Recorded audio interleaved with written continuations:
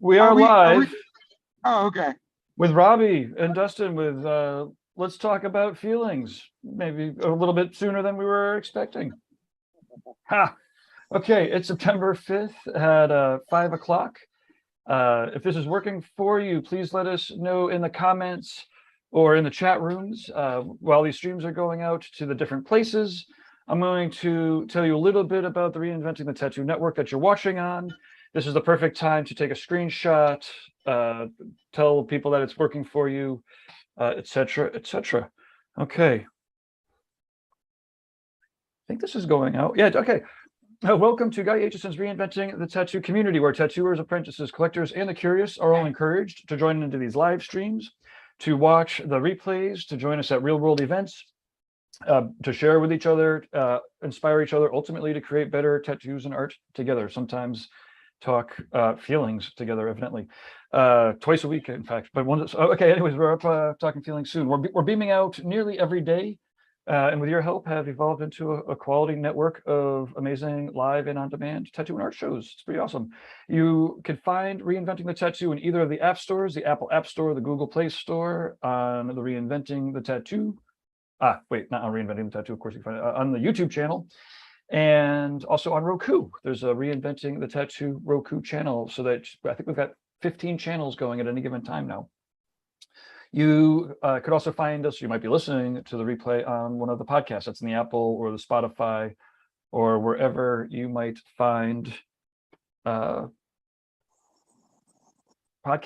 Okay, let me screen share. No matter where you're watching from or how or when, you could always find the latest and greatest information on reinventingthetattoo.com. And that is right here, bam. So if you're watching live, if you scroll down here, this tells you a little bit about Reinventing the Tattoo's professional development packages. Here we have Let's Talk Feelings. This is the actual show. If I click this, we'll get some real Inception-y shit going on. Let's not do that. There is a chat room. Hey, welcome, Amber, Lost Boy Mobile, Creature Cave. Thank you very much for tuning in. You can watch the replays. The Tattoo Weekly was earlier today with Jesse Smith.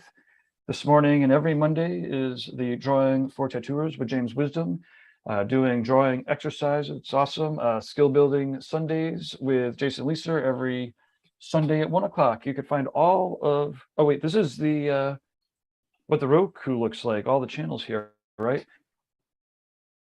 The channel's Reinventing the Tattoo podcast. This is a podcast with Tommy Lee Winter. There's the Reinventing Drawing Group channel. There's Art Jams, one with Renee Little. We have actually I'm gonna click on the Spanish. This is a channel that is Art Jams in Spanish. So if you know somebody that speaks Spanish, we got a whole channel there.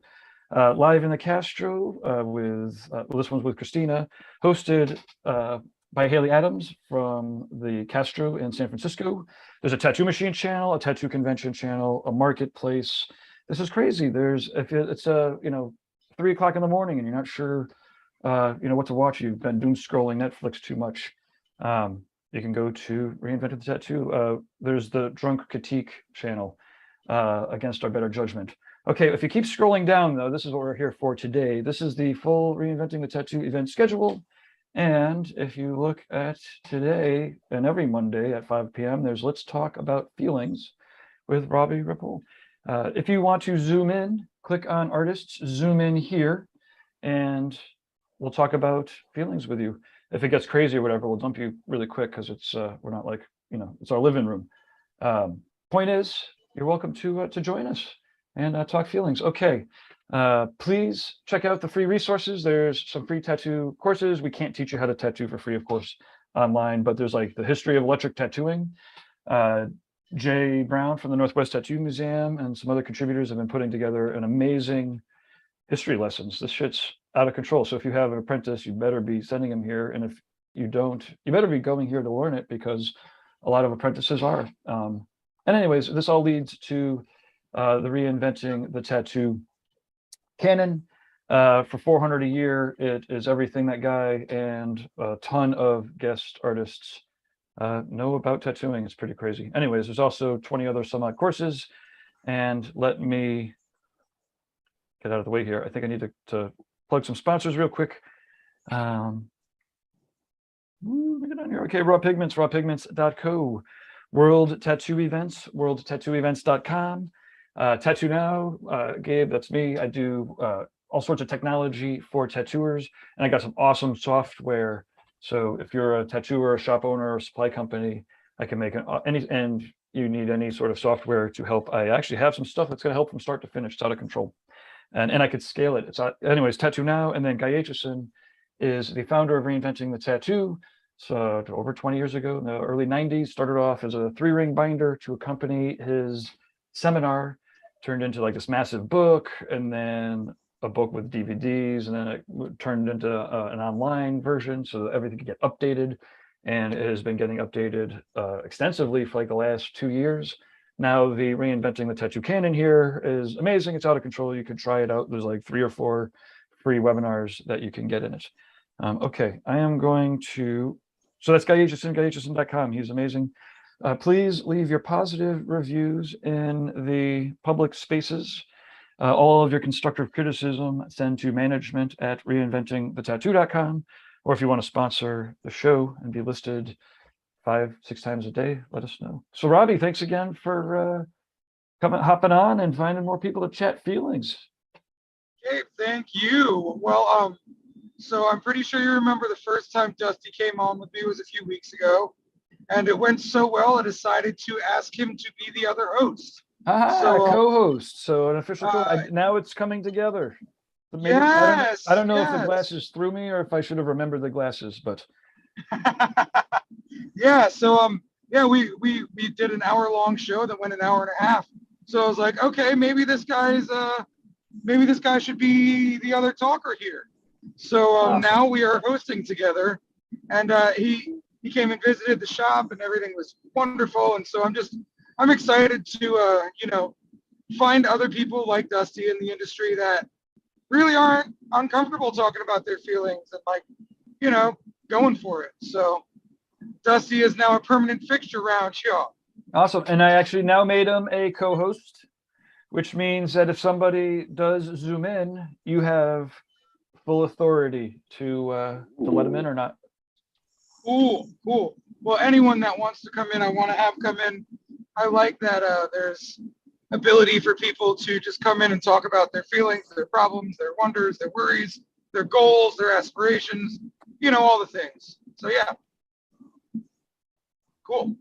Well, I guess it's our show now, huh? It is your show now. Thanks again. Cheers, everybody. All right. Thanks you. Yeah, seriously. And thank you to Guy. Thank you to you. You have been my connection point, Gabe, to make this happen. Without you and Guy signing off on this wouldn't be happening right now. So I thank you guys both and everyone that's a part of Reinventing. I think it's a brilliant platform. And for anyone watching, for $400 a year, the amount of fucking content you're going to get here, the return on investment is going to be dumb in the first month. So it's stupid to not do it if you have any interest in doing it. And free content's great, but when you decide to pay for content, there's something that happens inside of you a lot of the time that I've learned, at least in my time with paying for coaching and guidance and so on and so forth. But yeah, so Dusty, how the fuck are you? Good. I am going to, full disclosure, you had said you were flying to Ohio on the 6th, and for some reason in my head today was the 6th. And so that's why when you said I still have to buy the ticket, I laugh reacted it because I was like, oh, that's in like 3 hours, dude. But so I did not know there was going to be one today for sure until you texted me about 10 minutes ago. So here I am on my lovely patio. I just threw on glasses and a hat and ran downstairs, and I'm a little drained, not gonna lie. We did your guys' shop in Florida, and we flew back and tattooed for 2 days, and then went straight to the Cincinnati Villain Arts Convention, and finally got a little bit of rest last night, but still mentally and emotionally and physically recouping from a long 2 weeks. Not in a bad way, just nice to have a day to relax. Hell yeah. Well, I'm glad that you're relaxing with us for the next hour. I love it. I have had a very similar type of, not in a bad way, but lots of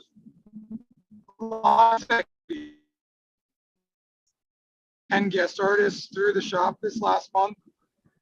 And then you guys went home. Another guest artist came the same day you guys left. He was awesome. Oh, excuse me. Shout out to Brett Cawthorn. He's fucking amazing. That's the dude I did the Hey Hey tattoo on. So I tattooed him, and then we did the Free Love tattoo event at the shop on Friday. I was tattooing until midnight 30. Then we wake up and drive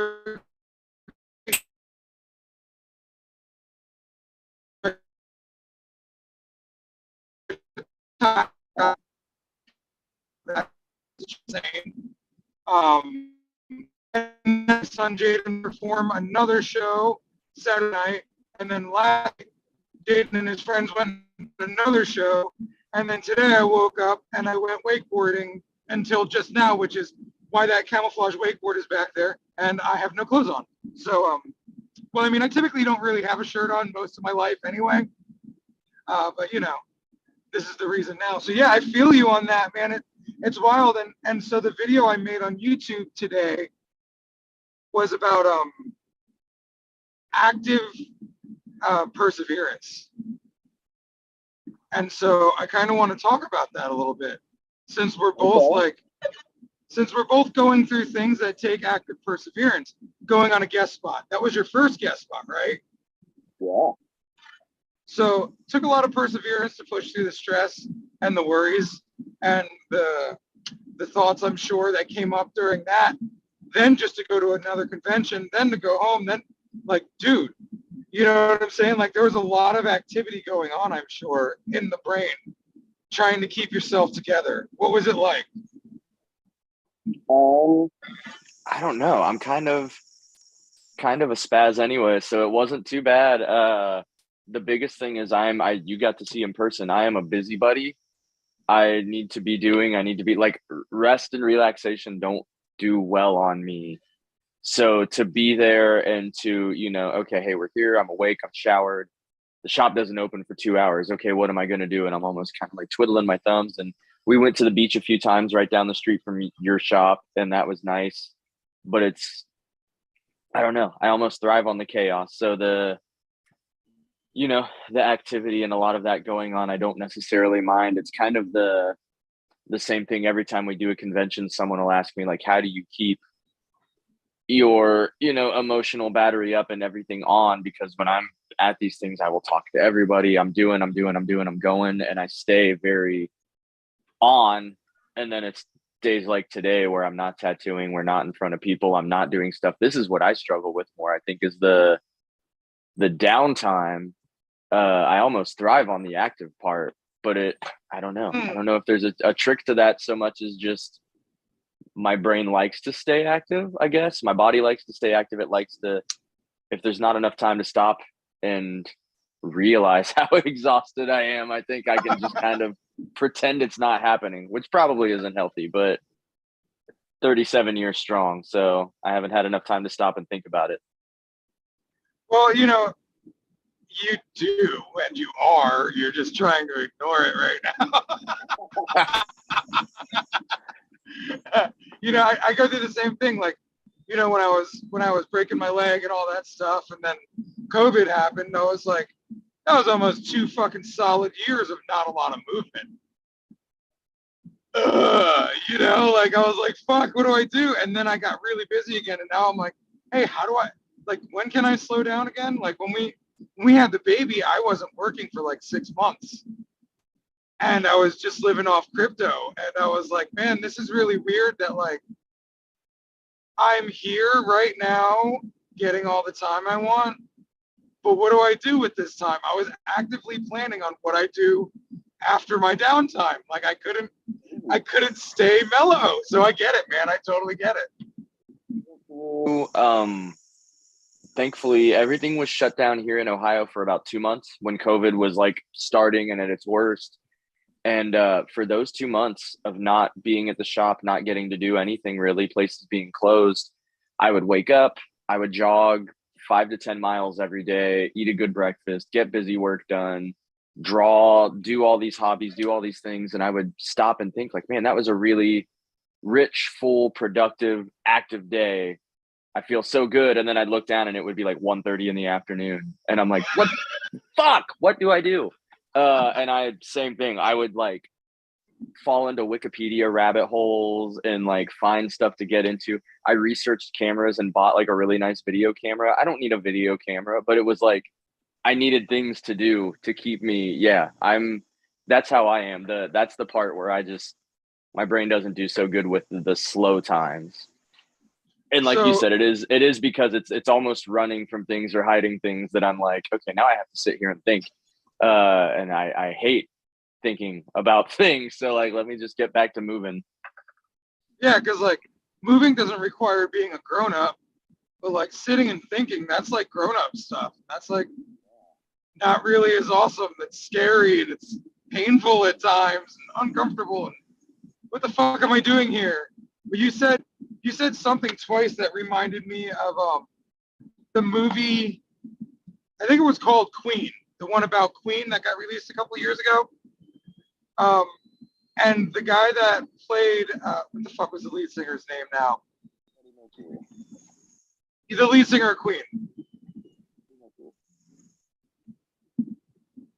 You don't remember his name? Freddie Mercury. That's it. So the guy that played Freddie Mercury, he was sitting there talking about like, it's the in-between times that get me. And like that struck a nerve with me hard because I was traveling a lot of the time. And you know, the shows, once Friday afternoon kicks and everything starts, you're fine. But you know, the stress and the worry beforehand, and then the stress and the worry before that, and then the travel stress and worries, and then just the anxieties that pop up out of nowhere. I was like, man, I struggle with the in-between time as well. Yeah. And so it's really interesting, like thinking about what we do. And I was just wakeboarding with the owner of Saniderm, and he's amazing. And he's fucking like, we vibe on that success mindset. And we're talking about the same thing, like the anxieties of just sitting. And like, you know, what happens when you get everything you want and you don't have to be everywhere? You know, like how do you manage that? And like, that's been definitely one of my major concepts I'm trying to wrap my brain around right now is like learning how to sit in the in-between and be comfortable and not be mad at myself for not doing 50 things or 80 things or 90 things.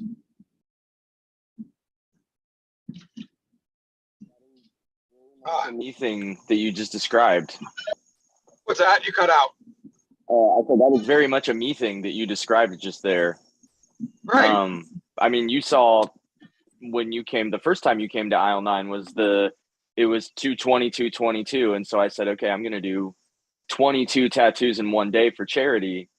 And you were there for that when I was doing that. And that is where I thrive, is in the go, okay, break to take a piss, go. Okay, break and drink some water, go. Stuff a slice of pizza down my throat, go. And then you're done and it's 2 a.m. and you're like, okay, well, my body has to sleep. I don't even get to think about it. I'm just going to crash, wake up, do it all again. And I don't know if there's a specific reason that people take comfort in that, or if it's just that they're outrunning thoughts or they just don't want to deal with that stuff and it's a deflection method. But I know a lot of people that are the same way, and it is, like you said, it's that quote from him. It's the middle times where you're just, I'm trying to think of the easiest way to word this. I've talked with other people at our shop and other friends about it, that you kind of reach achievements and they almost feel just a little bit hollow because you're so worried about thinking about the next thing to keep moving, keep active, keep going, that you don't appreciate things that happen in the moment. And I've been really forcing myself to get better about, a really good example is Alexis, my little sister, came with me to your shop. We both tattooed. We had a blast. We had the one day between tattooing and coming back to Ohio. So we went to Universal. She's a huge Harry Potter fan. She got to see the whole Harry Potter land at Universal for the first time.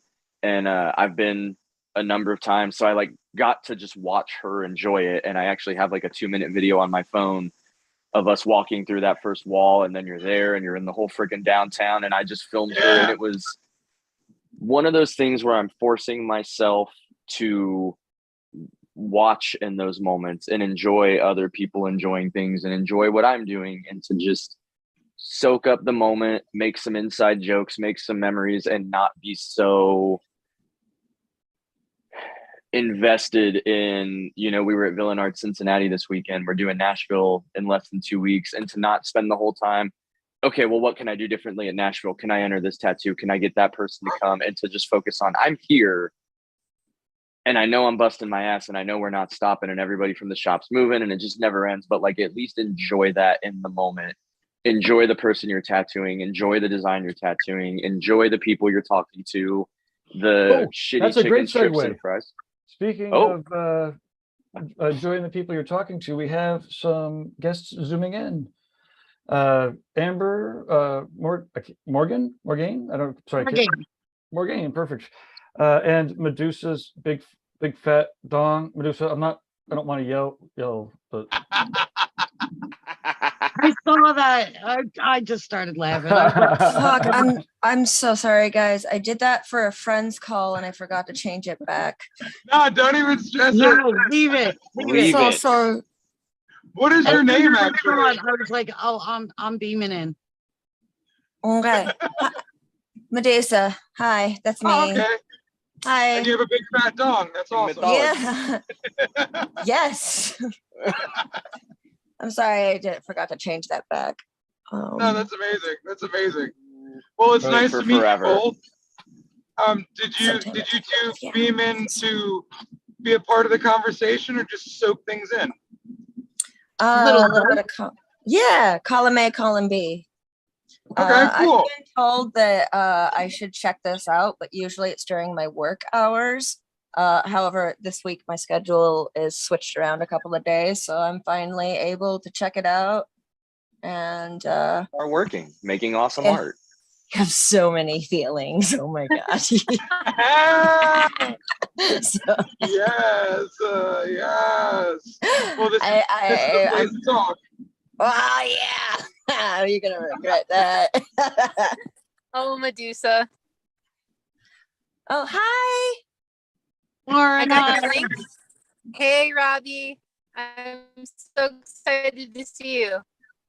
Oh, hey, Lauren. And How are you Medusa. doing? I'm doing really well. Hey, Medusa. I have low service, Robbie. I really wanted to say hi, and I'm excited that it's another Monday to see you. Thank you. How you feeling? I am good. Me and Dusty were talking about, being a little worn down from all the good things. But like, I am still on a physical and mental high from just finishing wakeboarding. So like, I'll probably get home and smoke a big fat joint and just lay on the couch and hold the baby when I'm done. So, that'll be nice. So yeah, it is nice to see so many people here today. I love it. Lauren, it's always great to see your face. Always great to hear your insights. Thank you. And it's wonderful to meet new humans, like Medusa's big fat dong and Amber. So Amber, who are you? How are you? I'm Amber Morgaine, obviously, and I'm good. From 1 minute to the next, just like the rest of us. I'm good right now. Okay. I'm good right now. The grandchild is asleep. I can actually check you out live instead of on the replay. So Awesome. when I saw Medusa chime in, I was like, oh, I got to get in on the conversation. Hell yes. I love it. So great to see people here. What's that? I said something, so she woke up. Oh. That's always the way it goes. There's plenty of toys. So, who's got something on their heart that they want to talk about? Everybody's got something. Medusa, what's up? Well, I wanted to circle back to Dusty's explaining his first time guest spotting and also going to a convention, and that he was like thriving on the chaos. And I really like hearing somebody explain that perspective, because I recently did a very similar thing where I did my first guest spot on the same weekend as Hell City. And at the end of work, I was running over to Hell City to try to do the convention at the same time. On top of the fact that I had my dog with me, and I'm never comfortable I was out of state too. And for me, I could not thrive on that chaos. I came back and was still riding like an adrenaline high for about 3 more days. And then yesterday I fucking crashed so hard. And that's why I switched my schedule around this week. So I was like, I'm taking my weekend early and I'm going to be working on my days off, because I never actually slept off the whole Arizona thing. And like, can you train yourself to thrive off of that chaos? Or is that even healthy? The short answer is it's probably healthy in small doses. We've done so many conventions this summer that I'm probably creeping on burnout level. I know we've got Villain Arts Nashville in 2 weeks, and then thankfully all of October I'm just at home at aisle 9 tattooing before Pit Row in Atlanta. So I'll finally get to crash a little bit. But it is one of those things where I don't know if you can train yourself. I just think it's one of those things where you have to, it depends on your level of extrovertism. That's not a extrovertedness. I don't know. It's relatable. It's relatable. It translates. If you're good with people, then it's a really easy way to thrive, because there are so many people coming up to your booth and asking about your designs, people you've tattooed in the past, other tattoo artists you made friends with, new tattoo artists to make friends with. You can pretty well keep it to where, I mean, shit, Gabe that's running this right now, I met him at Rubber City in Akron, Ohio, and he just wandered up to our booth because he knows Hip, one of the guys that runs our shop, and just people chatting and all that stuff. That kind of keeps it floating, and then they don't end until the wee hours of the morning. And then, like I was saying earlier, you don't have time to think about crashing. You just crash, wake up the next day, do it again. But yeah, I definitely feel you on the whole, like the drained battery. It's a funny story. Robbie got to hear about it. I had bought tickets to a concert in Cincinnati, Ohio, probably about an hour away from Dayton, well before we had talked with him about doing the guest spot. So I drove an hour to Cincinnati, watched this big show at this arena, drove back to Dayton, got home about 1 a.m. and our flight left in Cincinnati at like 5 a.m. So I basically slept for 2 hours, went to the shop, grabbed a Lexus, went back out to Cincinnati. We flew out, met Robbie at his house, and just kept going. And it was literally just no time to sleep. Got back from Florida, tattooed for a day, packed everything up, drove straight out to Villain Arts Cincinnati. So like you said, it's probably not healthy, but if you keep yourself going and you keep yourself moving, it's almost like you don't really have that time to think about, okay, I'm on people overload, or okay, this is that. You just kind of keep rolling with it. And it's probably not super healthy, but just stay hydrated throughout it. Keep your granola bars on hand and your water bottle full. Eat a banana. You know that power strut, like a fashion model would have, like that power strut, you know, and they're walking down, you know, like put your hand out and just deflect. I think it's an art of deflection, because there's going to be so many things coming at you. You just need to have that, you need to know exactly where you're going and just kind of keep your head straight rather than looking and getting so distracted. I think that it's like an influx of good and bad. It's not all like these bad things coming at you. It's just overwhelming. No, I can definitely agree with that, because like for me, it's funny. Donna points out the fact, she's like, you thrive in chaos, and I'm like, don't fucking talk dirty to me. You know, like I get upset when she points out that I thrive in chaos, because like I don't want to. Like I want to be this fucking peaceful. No, like upset. Like like fuck. I don't want to be I don't want to be the guy that thrives in chaos. I want to be the person that can handle it, like life, without going crazy. Because it's like, I feel like life goes chaotic, and then I like have to overmeasure to come back to balance. And I'm learning how to manage that well. But like one of the things I realized this weekend is I got severely overwhelmed with good emotions. And Donna was like, yo, take a video of yourself right now, because I went to this thing and I was the celebrity judge, which is weird to say, right? And then like I was received so well by all these people. And like I had like families crying and hugging me, telling me how fucking inspirational I am. And like, you know, like when I left, all that hit me. And we were on the car ride to go to my son's second concert of the weekend. So like I'm fucking stressed for him. I'm like dealing with my own shit. She's like, when you're feeling like this, make a video to yourself. So I made this video to myself. And like I started fucking bawling and just like having the hardest time with talking about receiving all of that love. So like it's weird that chaos can come in forms of good as well as bad and crazy. Yeah. So it's like Lauren said, you know, finding the balance in that chaos and deflect, yes, but like also prepare for the chaos. Like it's gonna be crazy, except that it's not gonna be ideal, and then fucking navigate through it. You know, like you said, you're never comfortable. Well, you know, that's a very human thing, right? But I've made it through points in my life where I wasn't comfortable at all. And then I get through points in my life where I'm super comfortable. And when the discomfort comes, it kind of fucks with me. And I forget that I remember how to be uncomfortable. So like a lot of the time leaning into it, like, oh, I'm uncomfortable. No problem. I'll manage this because I've managed every uncomfortable situation in my life this far. So I won't let this take me apart. But like, fuck, this sucks, but it's kind of good if I can find the good in it. So, you know, it's about your focus, really. Like, the chaos is good, but like, focus on the good of the chaos. Because if it's too chaotic and you don't have that good, now you have nothing, just chaos. I hope that was followable. It was awesome. I have a follow-up question.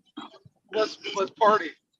How would you, so you're saying that you've managed chaos and stressful times successfully in the past, so you know you can keep doing it. I do it all the time. Yeah. What advice would you give to someone who has never successfully managed anything stressful ever? Shift your focus. Just shift your focus. I feel like what's going on, and correct me if I'm wrong, but I feel like what happens is you get stuck in a chaotic situation, and then you start to freak out, and then you start to panic, and then you start to feel not okay, and then the whole time you're like, I'm not okay. Well, then how the fuck are you gonna be okay if you run around saying I'm not fucking okay? You know, like at that point in time, that's when you sit not okay down and you be like, look, not okay. We can't live like this, dog. Can we get okay over here for a little bit and just live there? Like, you're gonna have your time to shine, but like acknowledging the problem a lot of the time and acknowledging the patterns is like finding the sniper. That motherfucker's ineffective if he can't sneak up on you no more and kill you. So you identify the problems that kill you and just look at them and be like, hey man, I know you're here, but like, I don't think this is the venue. Can you come back another time when I need you?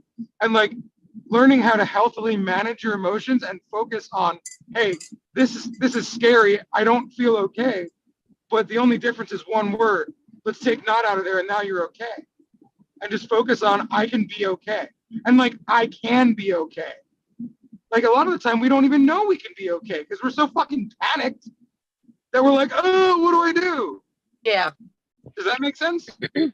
Yeah. No, that's great. I think one of the things that can be helpful with shifting your focus so that you can appreciate the situation you're in instead of being stressed by it is to constantly practice a sense of gratitude when you're in your worst like anxiety state. Like finding something to be grateful for when you are at rock bottom can help so much, and then shifting your focus onto that.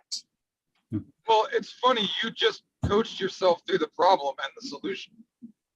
Yeah. Like This is you an already have. interactive game. Hey, real quick. The one thing that came to mind for me was, and I don't know if it's directly applicable, but a quote is, if you want to fight for your limitations, you get to keep them. Ooh, shit! Bam. Okay, out of here. Here's everyone. Bye. What I was gonna say this, Robbie or Medusa, is like, and I've said this a few times recently, the things that are on your mind expand. So I wouldn't Yes. put anything on there you're not willing to let expand, Yeah.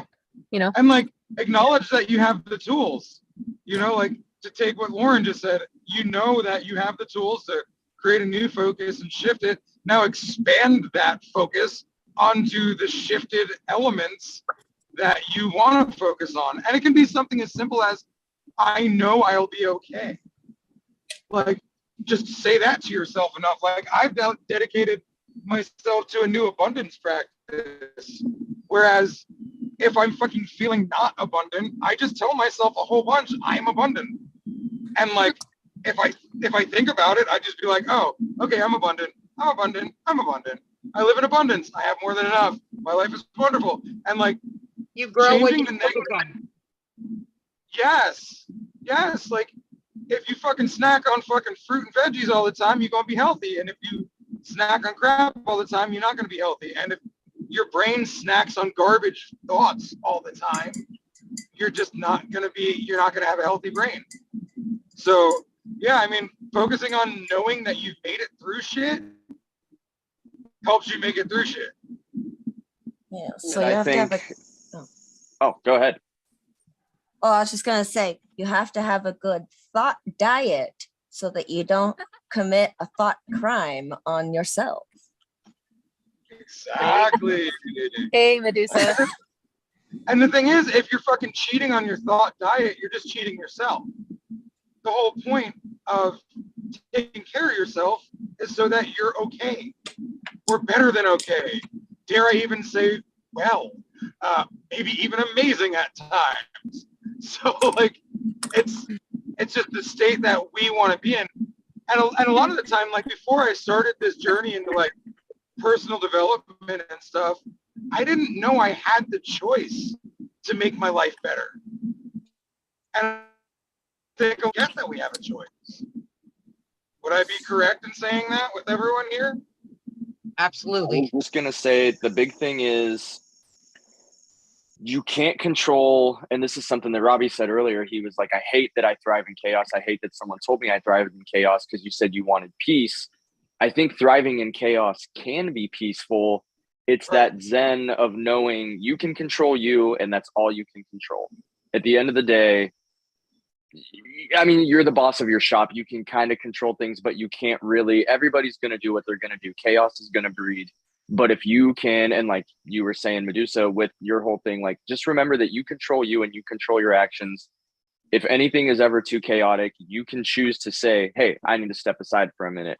If you are ever too caught up in other people's whatever, if things there are just going too chaotic, you can remove yourself or you can insert yourself if needed. If you want to take charge of a chaos situation and say, okay, here's what we're going to do. Here's what we're going to do. Here's what we're going to do. Here's how we're going to organize it.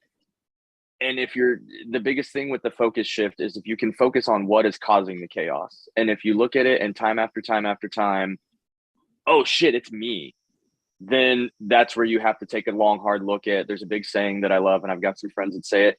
If everything is always someone else's fault, it's probably all your fault. Yeah. And if you can sit there and you can take a look at the situation and go, okay, well, here's everything that's happening. And yeah, I'm some of it. And yeah, this is some of it. And yeah, that's some of it. That's probably a healthy outlook. And just remember, you control your shit. I got to step away for a minute, or I'm going to take charge, or this isn't even my fucking lane, not my circus, not my animals. I'm going to stay in mine and just ignore it. All of those things will help you get through and help you focus on you, your tattoo, your art, what's important.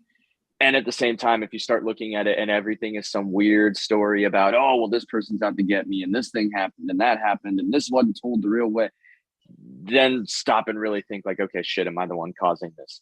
And I think you'll find most times that you're not causing it, but that you may be overthinking, building imaginary scenarios in your head, doing a lot of things that make it worse because you are keeping it in your thought diet, and that's what's sitting on your head.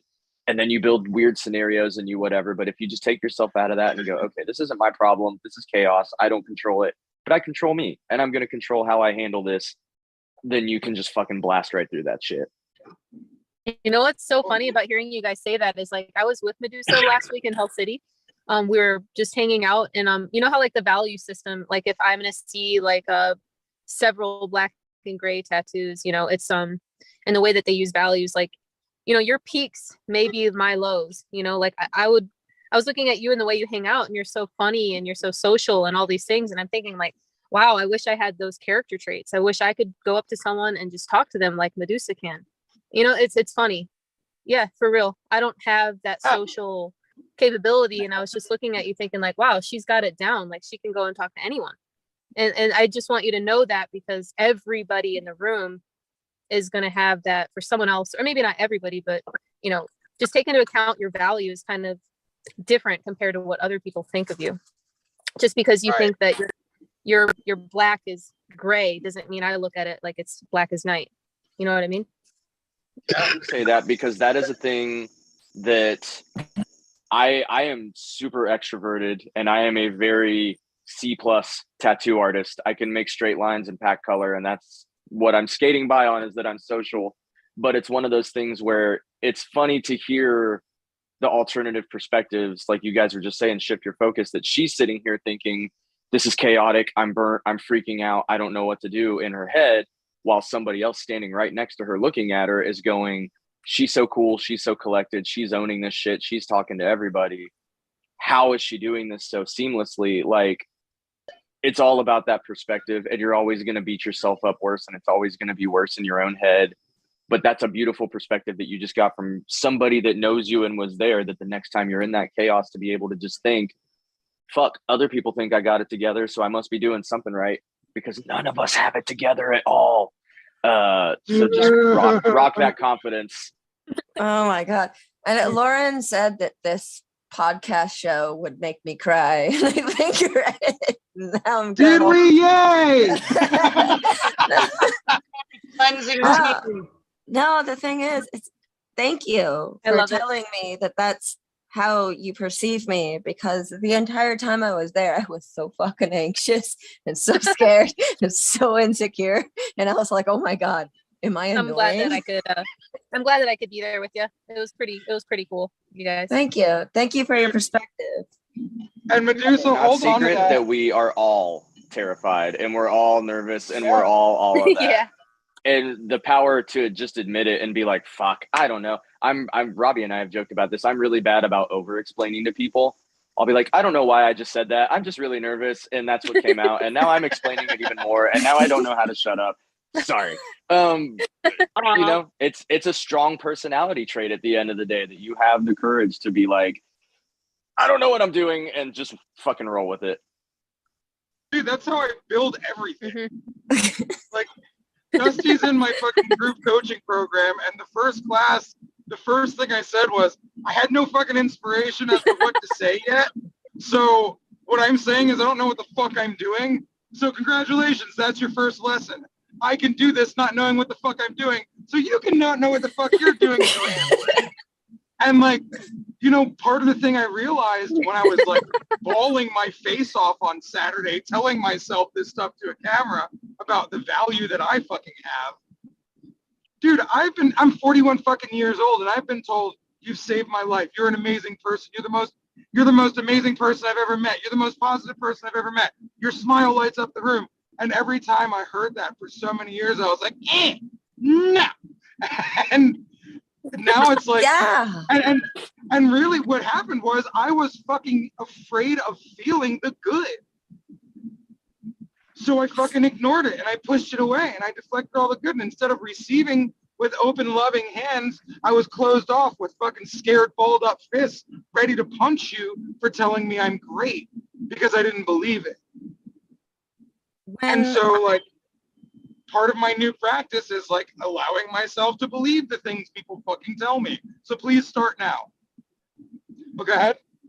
I think when you've spent so much time, so many years, and so much energy being comfortable living off of an unhealthy thought diet, it's really, really, really difficult to be appetized or even interested in a plate of healthy thought diet that someone else might be offering you. It's Right, a completely different food. It's like if you're Absolutely. if you're vegetarian for 16 years and then someone gives you a steak, you're like, I don't know how to eat that. Right. But if you decide that you're not vegetarian anymore and now you eat steak, then you fucking look for the good in that steak and enjoy it and savor it. Because the truth is, we're living, so when we go through change, right, we're living in our old stories. And those old stories are the head side of the coin. Well, now if we're a tails side of the coin, we can't live by those fucking head stories anymore. But the problem is we stay living in that story. And I feel like that's what you're doing right now. You're being fed all this great information about how amazing and beautiful you are as a human, but you're so used to eating the crap that you fed yourself, the lie that you've told yourself about what a shitty, losery, not good enough, whatever the fuck shit you say to yourself. Like, you're so used to living that story, you forgot that the fucking coin flipped over and now you're living the tails stories. The difference is you don't have the tails stories yet, you have to write them. And it's gonna take the discomfort of pulling away from the fucking head stories that you've lived in so long. And when you pull that shit away, it's like when you do the bad things you don't wanna be doing, but you can't stop doing them, that's what you're doing right now. You're addicted to that old thought process because that lie that you've lived in for so long kept you safe enough, kept you comfortable enough, kept you healthy enough that you don't even realize you can live a new life that is way more comfortable and healthy. So now it's time to just write the new stories instead of looking to the old stories for guidance and safety, because they're not real stories, they're lies. And they're old stories and they're dead stories. So it's time. Personally attacked by all of this. I think my thought right now is, dude, you gotta set up a fucking phone line, my dude. So like press 1 if you're feeling upset about your finances today, and then it'll just be like a half an hour long pep talk from you. Dude, man. that is a good Press idea. 2 if you are suffering with Come on, imposter Robbie. syndrome. I I'll would help you set it dial up, your Robbie. pep talk line Every day. every fucking day, multiple times a day. I love this. What were you saying, Lauren? I'll help you set it up. I know how. Dude, for real, like, I ended up, yeah. I don't know if you're cutting out or if you ended your sentence. I will set it up with you, but I was saying, well, I'm trying to practice Zoom etiquette where I pause before I just burst into words, because I tend to do that. I do too. But I ended up meeting a woman who does the suicide prevention here in the Fox Cities. I live in Wisconsin, and they meet every single Thursday. It's kind of like, it's a lot different, but those types of hotlines and those types of things, she was telling me, like, they're one of their most beneficial ways to get through to people because they're on call. Surprisingly, that's extremely helpful. Yeah, because I mean, if you're feeling bad enough to call somebody and say, "Hey, I'm fucked. I need help," you're gonna listen because you need it right then and there, and you're cracked open and you're vulnerable and you're scared. So you're gonna take whatever advice, even if it's bad. So like, yeah, I totally love that idea. I've been thinking about ways to serve more people on a broader spectrum. So it's cool, right? So like, in not knowing what I'm doing, in taking imperfect action, I'm fucking expanding my service to the world just because I was scared and did it any fucking way. So like, and as this can pertain to Medusa, it doesn't have to be something as major as starting a coaching program. It could just be as major as like deciding you're going to try to love yourself and accept yourself more. And like, if you just make that decision, whoa, you know, like, what's up, Dusty? I had this dumb idea at Christmas. My cousin got me a Cameo for Christmas, you know, where like you pay a celebrity and you tell them some info about the person. I had this idea for this business called Outside Perspective. And this was mostly a joke because I was going to use it really maliciously in a funny way. But you could just as easily make it a positive thing where somebody pays you, or just for free, whatever, to record a cameo for a relative, but they don't really tell them anything about you. You have to go stalk their social media for a couple hours and learn things about them and what kind of person they are. And then you record them a message that they have no clue is coming. And it wasn't, they were just fed, oh, your cousin says you won the spelling bee, or you're really good at dancing, or whatever. It's like, hey, I'm a complete stranger to you and I stalked your shit and you are so great at this. And for the purpose of the joke we were talking, it was going to be that a total stranger just sends you this message, just fucking dogging you. Because we were talking about like how like when you get taken on that horrible date by that guy that just talks about himself the whole time and is a shithead, and then he checks his email 5 days later and it's like, you are a fuck. Megan did not give a shit about your squash team, like all this shit. But you could just as easily flip that Your squash and make team. it you could just as easily flip that and make it such a positive thing and be like, hey, I'm Robbie and you may or may not know me, but I stalked your shit and you're the shit and your squash team is doing great and you deserve all the praise in the world. That could also be so creepy.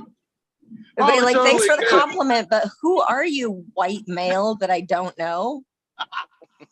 Well, joke's on you. I'm Cuban, all right? So, Not you. Not you. I know, but that would be fucking great. I love it. That kind of like is along the vein of, so you guys have drunk critique on reinventing, Lauren. Yeah. I was thinking of drunk motivation. Oh shit, Rob. Oh my God. When I get And drunk, I'm about it.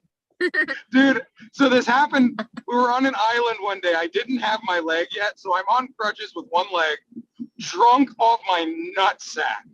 Right? I think I had just tattooed a couple of people on the boat, like drunk as fuck, just being really like bad decision-y, but it was okay because it was my life. So we're on the fucking island, and this beautiful fucking couple show up. Like, they're both just gorgeous. And like, the girl is like a fucking influencer with like 1 million fucking followers and all that shit. I don't know any of this. I'm just drunk, and I'm like, you two motherfuckers right here, I'm just saying something, right? Y'all are goddamn beautiful. Y'all are like motherfucking real beautiful. Like, most beautiful type of shit. Motherfuckers don't see beauty like this. And like, somebody had said, like, he was like, oh yeah, she is beautiful. I was like, nah, motherfucker, don't be fucking taking yourself out this. You're fucking beautiful too, you son of a bitch. And like, I was so drunkenly aggressive about how beautiful they were. I just want to do drunk motivation. Yeah. Look, Gabe, don't are you still fucking here? dare. Are you still here, Gabe, to hear this awesome idea? I am, yes. Okay. Look, We totally feelings got make. on that. Cheers. What's that? Oh, cheers. Here. All I know is Gabe feels uncomfortable enough about feelings, let alone drunken feelings. Oh man.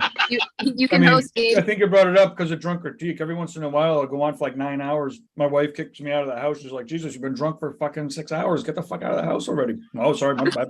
I told you it was going to be 2.5, 6.5 now. Okay. But then I'll get back after walking around at midnight with, talking to Bob, drunk. People in the chat room like, dude, you're still in the fucking stream. Stop. Oh. I feel like the way to do the drunk motivation is to make little snippet videos, just drop a video. You're fucking beautiful, you son of a bitch. Drunk as fuck right now. I'm here to tell you how beautiful you are and you're perfect. You gotta throw in seriously, some like- tears. You gotta like get so drunk that you're crying. You're so enthusiastic about how beautiful they are.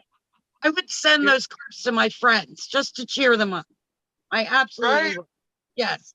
Dude, for I'll send real. them to myself. Dude, honestly, So Donna's had me make 2 videos to myself recently when I was like going through some shit. And like, it's fucking weird, man.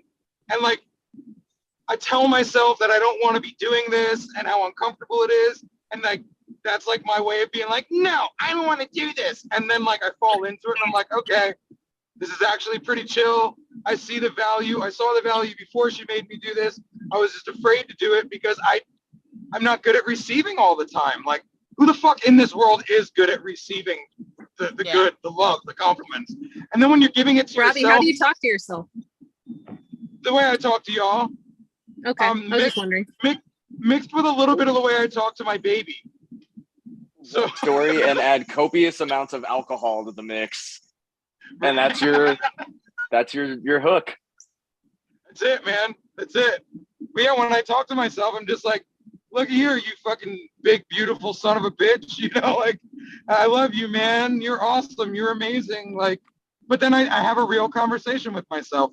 And the funny thing is I have a very hard time looking at the camera every time because I'm always super vulnerable at the time and like pretty low for the most part. And so I'm like, and this goes back to Medusa with, you know, the deciding what you're focusing on. So like I'm low, but I decide to focus on loving myself. And loving yourself is weird. It's scary. It's ugly. It's uncomfortable. It feels stupid. But like we really need to normalize loving ourselves so much that it feels weird for the people watching. I have a question. You guys, I'm gonna go ahead and dip out. I'm sorry to interrupt, Medusa, but thank you so much for everything. You guys have made some really good points. Lauren, thank you Bye. for showing up. You're always awesome. Thank you. Bye, Love you Lauren. guys. I'll see you soon. Bye. Bye. There's going to be a question right before. Yes, Medusa has a question. Yeah, so my question really is, if we're getting to the source of the problem, somewhere along the lines, it's become normalized to not love yourself and not Absolutely. accept compliments. So training yourself to do that and relearning how to accept it is one thing, but shouldn't we be finding the source of why we started not accepting it in the first place and digging that deep and trying to solve that problem rather than just make new habits? I mean, we should be making new habits, but we should be addressing why we started not loving ourselves in the first place. Fight the Absolutely. power. No, absolutely. And that's the thing. You know, we can't do that on a 1.5 hour long show, right? Yeah. But like that's part of the reason why I created my coaching programs. Like I have group coaching, I have one-on-one coaching. I'm going to be producing a less hands-on coaching program to where, you know, you don't interact with me but a few times a month or a few times throughout the program, but you know, pre-recorded content. There's therapy, there's so many things that you can be doing, right? And that's the thing. It's not just about, okay, this is your easy fix. There's no fucking such thing as an easy fix. So you go and you try to figure out some childhood regression shit. Like my most effective childhood regression moment I've ever fucking had, I was doing a local workshop.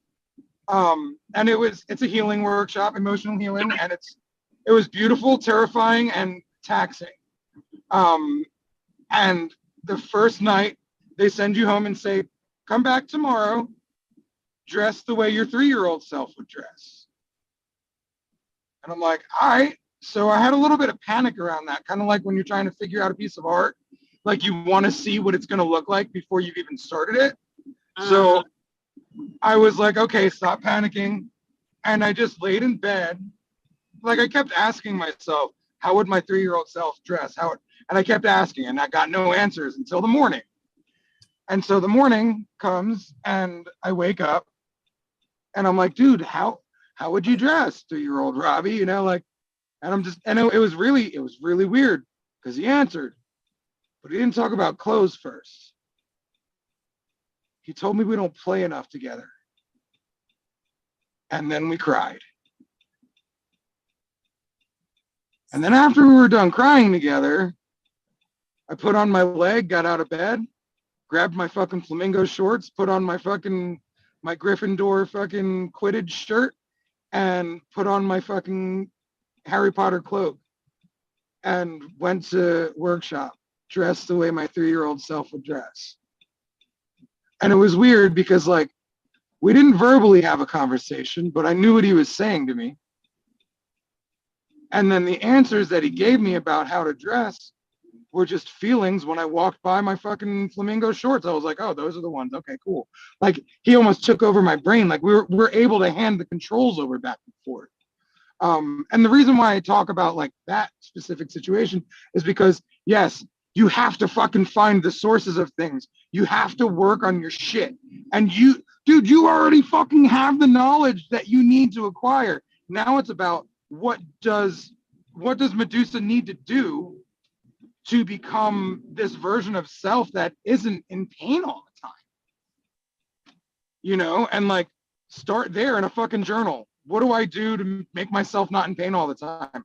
Start seeking out fucking, healing things that, there's local healing workshops everywhere all over the world that you can go to in person. You could just go to a regular therapist.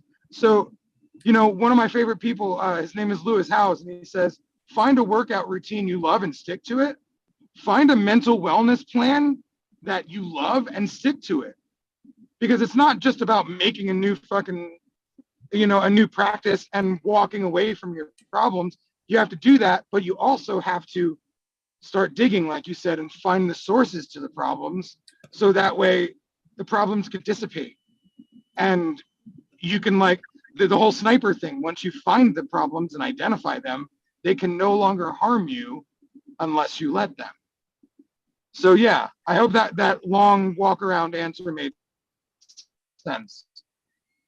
For a second too, it's funny that you said that because this was going to be the topic that I pitched for a future episode, because we talked about it just a little bit like 2 weeks ago when I was on, is what is self-love? And the way that she said that, okay, don't you have to identify the problems? And you and I talked about it for maybe like 3 minutes. And I was like, dude, that could be a whole episode right there, because I don't like hot baths and sitting on the beach. And we've talked about this earlier today. I don't like a lot of calm and patient and listening to the wind blow. I'm a very active person. And so it turned into, okay, once you have to identify the problems, but you also have to identify the solutions. And for every single person that it's like, oh, I'm stressed, I have anxiety. It's like, oh, well, go take a walk in nature, go get some sunshine, go do this. That works for me. It may not work for you. And so that could be a big thing that you can focus on. But also I just sidebar wanted to pitch to you that we could do a whole episode about is figuring out what your self-love is, how it works for you, making it work for you, and not just falling into the whole, Valentine's Day is a guy and a gal and they get fucking steak dinner and they go see a movie and they do this. It could just as easily be a whole fucking crew of people going to bowl or, what the fuck ever, and finding what is. And since we talked about it like 2 weeks ago, it's been weighing super, super hard on me. So I'm excited to hear her say that and to bring that up, that find what your self-love is. Because I'm currently going on a whole ass journey myself for weeks now, exploring that and what works for you and what you like and what you maybe have been traditionally told is self-love and is self-preservation and is self-care, that you're like, that just doesn't fucking work for me. And it's just making things worse, and not just doing it because people told you have to do this. Well, dude, how many different fad diets are out there that were proven to be debunked, or this 90-day belly cure where you just drink this weird ass tea and it just takes all the place of diet and exercise. It's like, don't let people peddle you answers on what self-love and self-care is. Also, don't just be toxic and do whatever the fuck you want and claim that everything's okay when it's burning around you, but take the time and do the work and go on the journey to figure out what you even consider self-love and self-care to be, so that when you do identify those problems and you find that inner child and you can address them, that you have the proper tools to fix them, and not to just go, okay, cool, I know what the problem is. Now what the fuck do I do? Right. Yeah, dude, no, that's fucking brilliant. And I totally want to do a whole concept on self-love, because I think that, man, it's one of those things. Like I used to take cold showers all the time because like the gurus on the internet tell you to, and like, you know, it makes you strong. Donna pointed out one day, she's like, you're meaner when you fucking take cold showers. And I'm like, okay. So stop taking cold showers. And she still swears by the fact that I'm mean when I take cold showers. And it's like, wow, I shouldn't be doing that. Just because Tony Robbins says to do it, or just because Wim Hof says to do it, just because somebody else says to do it, doesn't mean that it works for me. Because like, my methods are my methods, and they work for me because my brain can wrap around those methods. So like, really, and like, all healing is self-healing. Like, any healing that I help anyone facilitate, I'm not doing anything except for holding a hand, guiding someone, listening, saying, hey, you wanted this, you don't want this. You know what I'm saying? It's not me giving you anything other than perspective, really. And like, oh, you did that for yourself, so do that. You know, like I always say, you can't do the push-ups. I can't do the push-ups for you. So when it's your time, then you go ahead and do them. So whatever your push-ups are, do them. And that's you helping yourself. And that equates to self-love. But like, for me, self-love is going and wakeboarding. You know what I'm saying? Like, I don't do that enough. And my fucking leg situation's been weird, and they haven't been getting my prosthetic to fit right. And finally today I said, fuck it, and still went. I was still crushing big jumps. I still didn't hurt myself, you know, like, and bigger than all that, like I said, that feeling that I have inside of me that's like pumped up right now because I did something for myself is so brilliant. And it just feels good. And like, that's one of my things. Laying on the couch with the baby is one of my self-love things. He teaches me to nap. I don't like to nap because I don't like to sit still. And so, you know, I'll do 10 other things, just like Medusa is doing, fucking probably writing a book in her head while she's painting and learning all at the same time. Like, but like, that's kind of how we all are, right? We do that. And, you know, and Amber, you know, your grandbaby probably teaches you a lot of that slow down shit too. Oh yeah, I'm relearning patience. Right. Patience I haven't had to have in 20 years. Ooh. My daughter's 20 now. So I'm learning it though. I'm relearning it because I haven't had to have the patience for little tiny babies in a long time. But like, do you realize how much patience you're gaining in other things and how much good it's doing for you? Yes. It's just hard to get there and accept that. Yes, it is. But if I can deal with the cyclone of all 3 grandchildren that are 4 and under, twins and another one. So there's 2 3-year-olds and a 4-year-old. Whew. If I can deal with that, I can get through anything. And that's true. And like, imagine what it's going to feel like when they can all like really wipe their own asses and handle their own shit. And like, and you kind of get bored because now you have nothing to do. And like, now you've got this patience and they're cool and they're calm and they're able or they're gone. So it's interesting. One thing that I cannot wait. You cannot wait for them to go back to school? Go back to school tomorrow. I can't wait. It's like herding goats. It's like herding baby goats. Baby goats. Yes. Yeah. Not kittens, not puppies, not chiclets. Goats specifically. Yes, I've had goats. Yep. It's like herding baby goats. And the cool thing is all the things you're learning, right? Like the coach side of me is like, this is great. You're learning so much about yourself. And every situation that sucks, like you have an opportunity to learn a lot. Yes. And that's the cool thing. And then, you know, and back to Medusa with what she's going through. And I feel like we all kind of go through that all the time, you know, not realizing who we are, you know, in the not knowing how magical we are, we get to discover our magic. And when we get to discover our magic, then we get to live in our magic. And then we get to live in our magic, we get to share our magic. And it's like, instead of that hollow feeling that we were talking about earlier, Dusty, where, you know, you're winning awards and, you know, you're in a magazine and you went on TV and like all these different things that still feel hollow. Like when you're chasing the purpose dream and you're like, oh, well, now I have opportunity. I get to learn about myself. It's more about the journey than it is the destination, because I want to fix myself. Now, I don't want I to have specifically self-discovery. signed up for a quick fix, so this is bullshit. What do you mean I Yeah. have to have patience? I gotta do work. Right. You know. You know, it's funny because the people that throw the local workshops in my town, the healing workshops, oh, they came to my house one night, and Donna was, you know, Scott, the guy that facilitates all the workshops, he's like, ooh, you should go to workshop. And Donna goes, I don't want to do that. That means I have to work. I don't want to do the work for it. And like, we all just kind of had a giggle about how scary it is to like face your shit and like do something about it. You know, every time I do anything healing wise, I'm terrified before, and then I'm like stressed out and anxious during, and then like I feel good after. But God bless, it's a workout. Mental stuff is a huge workout. It feels counterintuitive to be told that to get to be a better place and free of stress, that you have to work for it. And I think, like you said, that scares a lot of people, because it's like, okay, I want to be less stressed. I want to have more of this or that. In your head, that immediately turns to doing less, taking the breaks. And it's like, no, you actually have to work harder. But it's like you were saying with her and her grandbabies, that like that work, it's kind of forever, but it gets easier. And then it's like, okay, well, I've done these steps over this time to get to a place where something that makes me laugh. I like that skull on that candle, by the way. That's super rad. Something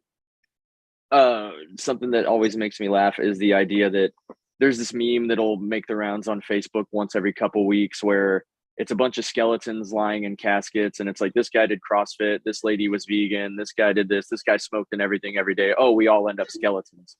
And that's, I think, the outlook of the people that are like, I don't want to have to work to get better, versus the idea that it's like, okay, yeah, you can live a really unhealthy life, and you may even still live to be 90 and die just like the, you know, CrossFit athlete vegan that died at 40. But what was the quality of that life? Don't measure it in the years. Like, did you die at 90 with horrible back pain and bad knees because you just spent your life kind of living like shit, versus, you know, equating to the mental side of things, that it still is, yeah, it's work, but man, the reward to face those uncomfortable things and to do that work is that you get to sleep better at night, knowing that you're healthy and that you're hopefully at least close to whole, and that you're semi-complete, and that you're working on being that person, versus just, that's work, fuck it, I don't want to do it, I'll take this time to relax. But that whole time you're relaxing, you're just accomplishing not shit and stressing on things that you wouldn't have to stress on if you just did a little introspection and just living a better life because of that bit of work. Yeah, dude. And that's the weird part. Like, you know, you were saying earlier to me about like the one that hates that I thrive in chaos, but you said something about like it gives you an opportunity to be peaceful. It totally gives me the opportunity, because I thrive in chaos, to learn how to be peaceful in chaos. And now I can be at peace. And then because I thrive in chaos, now I've learned how to be at peace there. And now I've got 2 superpowers. And now you can even fix chaos, which is insane. Right. The ability to be the sort of person that can thrive in chaos, because you're able to, okay, everybody's freaking out because everybody has different ideas and this whole thing's a mess. Okay, everybody shut up. Here's what we're going to do. And you can do that in a way that makes you a total dick and makes people resent you because you're forcing them to do shit they don't want to do. Or you can do it in an intuitive way that says, these are your strong suits, let's roll with it. These are your strong suits, let's roll with it. Here's how we can utilize everybody being a fucking magical badass to fix this problem. And then there's not chaos, but you still get to be busy in fixing the chaos, and you still get to love the action and the doing, and then still have resolution at the end. Well, yeah, because it's like your body can't tell the difference between anxiety and excitement. So it probably can't tell the difference between chaos and busy. Yeah. So yeah, totally. And that's why when you said earlier that Donna was saying you thrive in chaos and you were getting bummed about it, I'm like, don't be bummed, because you do good in chaos in the good way. Right, exactly. But for me, I'm like, oh, chaos is a bad, dirty word. Ew, but it's not. chaos, even when we were all part of that tiny little dot in the middle of the universe. It went bang. Ooh. Yeah, without chaos, none of this would even be. Creation without chaos. Without Yeah. chaos, Warhammer 40K would be so boring.